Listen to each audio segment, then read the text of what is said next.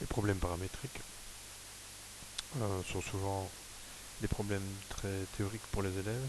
Et ici, on a la possibilité de représenter les résultats, de faire varier des paraboles pour donner du sens aux résultats. Ainsi, si on prend une famille de paraboles d'équations avec un m variable, on peut modifier m ici et on doit réaliser pour des éléments de cette famille la condition suivante: il faut qu'il y ait deux racines distinctes.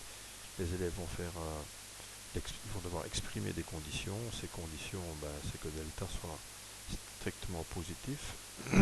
Il y aura un travail en classe qui va déterminer l'ensemble des solutions et on peut voir que l'ensemble des solutions trouvées en classe, donc l'intervalle -1, 1 sans 0, respecte bien ce que la réalité montre. Ici, lorsque m échappe à l'intervalle, la condition n'est pas réalisée, mais dès que m atteint une valeur entre -1 et 1, on a effectivement deux racines visibles.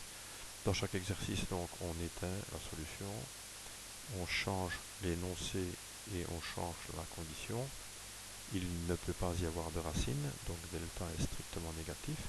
Les élèves font un calcul, sortent la condition que m doit être intérieur à l'intervalle 0, 17 et 5,82.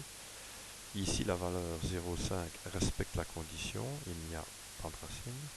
Si je prends une valeur trop élevée, 9,6 est à l'extérieur de l'intervalle, la condition cesse d'être valable. De même, si je me trouve trop à gauche, ainsi de suite. Donc, solution cachée à chaque fois pour des conditions de plus en plus élaborées. Ici, par exemple, on fait varier m et on obtient un cas où la tangence a bien lieu.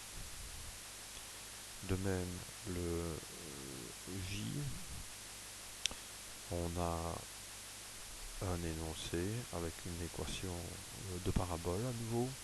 Cette fois-ci, on demande des conditions un peu plus complexes et théoriques.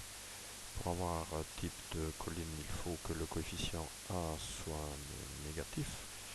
Donc, on va avoir M qui est...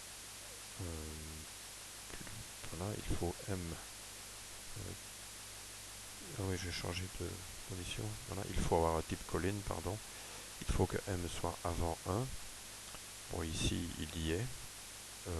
On a bien le type colline. On peut passer au cas limite où m égale pile poil 1. On perd le fait que l'équation corresponde à une parabole. Et pour tous les autres cas, on obtient une vallée lorsque m dépasse 1, ce qui atteste bien de la condition ci-dessous.